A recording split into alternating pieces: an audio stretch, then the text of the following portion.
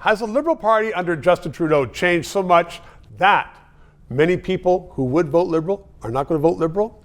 Find out in a second. Before that, please contribute. Keep us on the air. Keep government, trying to keep us small and honest, and subscribe. Andrew Perez is my guest. He's been a member of the Liberal Party for 20 years, and you wrote recently that you're unhappy with the party. You're still a member of the party, but what don't you like about the party?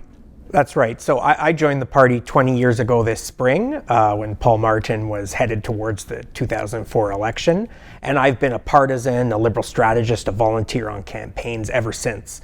I've drifted, I would say, probably over the past year. I would say it's a result of a combination of policy and communications, the way the party, in a nutshell, has approached the affordability crisis.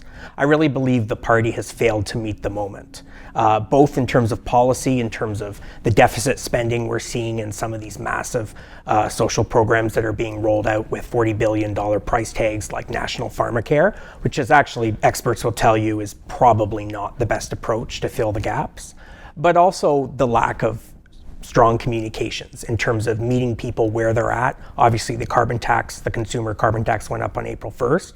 And, the communications around the carbon tax from day one have been poor. Do you feel that Justin Trudeau and his cabinet and the honchos, Liberal honchos in Ottawa, have they lost their way?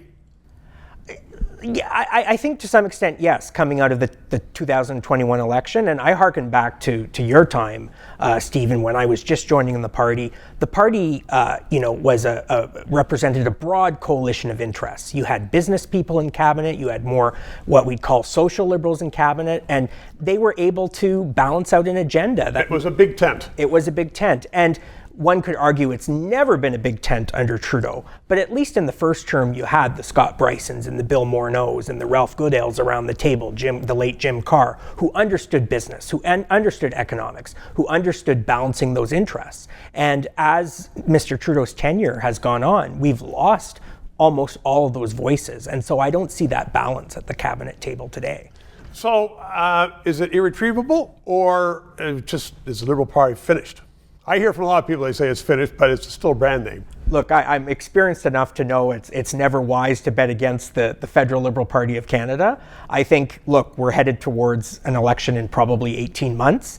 I'm not overly optimistic about our prospects under Trudeau's leadership. Do you think the party should be put in opposition to rethink and rebuild on the mistakes it's made over the number of years? Sure. I mean, as someone that's still a progressive, I am very concerned about what a Pierre Poilievre government represents. So that worries me. But I think we truly need to be in the opposition to be able to truly rebuild this party. I guess that's the bottom line on it. Andrew, thank you for your honesty, and thank you for your dedication to making life better in Canada. Thank you. Paris, thanks very much. 3 minutes.